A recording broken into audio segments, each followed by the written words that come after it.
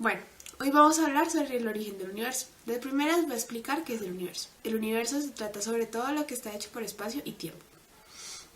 Bueno, el universo empezó hace miles de millones de años con una explosión llamada el Big Bang. El Big Bang empezó pues con una explosión inmensa y ocupó la mayoría del espacio en blanco, es decir, la nada. Después de eso llegó otra fase, que son 6. Bueno, la siguiente fase fue donde se empezaron a crear protones, electrones y neutrones. Después de eso empezaron los átomos. Cuando los átomos llegaron empezó algo llamado la radiación de fondo, quiere decir que creó un espacio negro, que creaba eco y también sonidos que tú podías crear. Bueno, después de eso llegó la siguiente fase, que fue una de las últimas, donde ya uno podía existir. Después de eso vino la parte del sistema solar, que hay dos teorías, dos hipótesis. La primera hipótesis es la de la marea, donde se dice que hubo una rotación tan grande que después empezó a crear una estrella que llegó hacia allá, explotando y realizando fácilmente los protones, y de esa forma se creó el sistema solar. La hipótesis nebulosa. Bueno, nebular. La hipótesis nebular se trata sobre que de primeras una nube de gas expandió toda nuestra Vía Láctea. Y la Vía Láctea llegó a ser muy grande. Después de eso empezó a dar giros que se llegaron a hacer planos. Cuando empezaron a hacer planos, una pequeña estrella empezó a girar rápidamente, de forma que la estrella, después de eso, empezaron a crear protones. Esos protones se volvieron más grandes con facilidad. Después de eso empezaron los planetas, y de ahí empezó el planeta Tierra, nuestro origen de la vida, que es el que les voy a explicar al siguiente.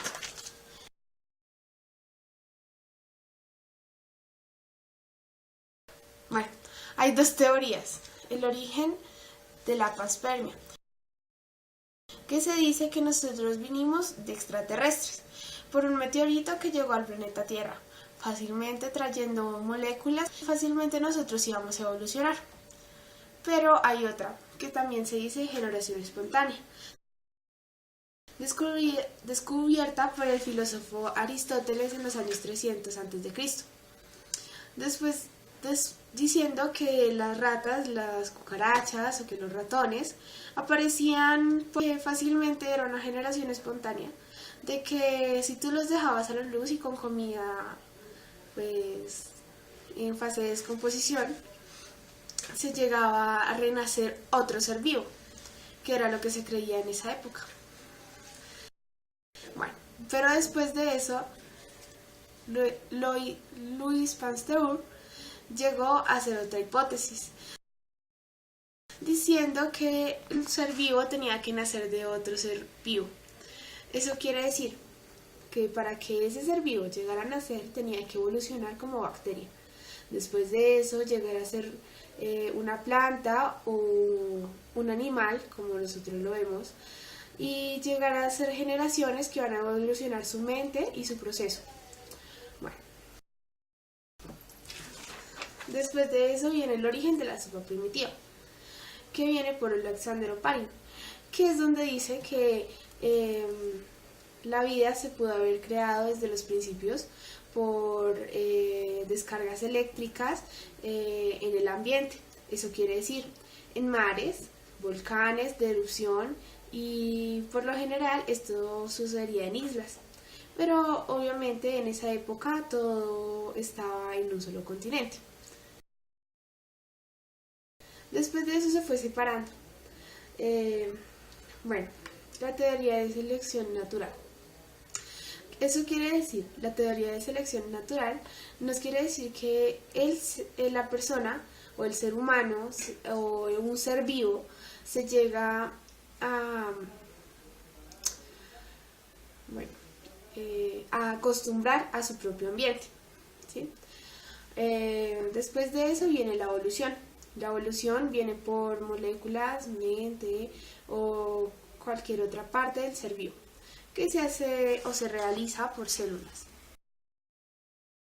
Es la célula animal, que viene repartida entre procariotas y eucariotas.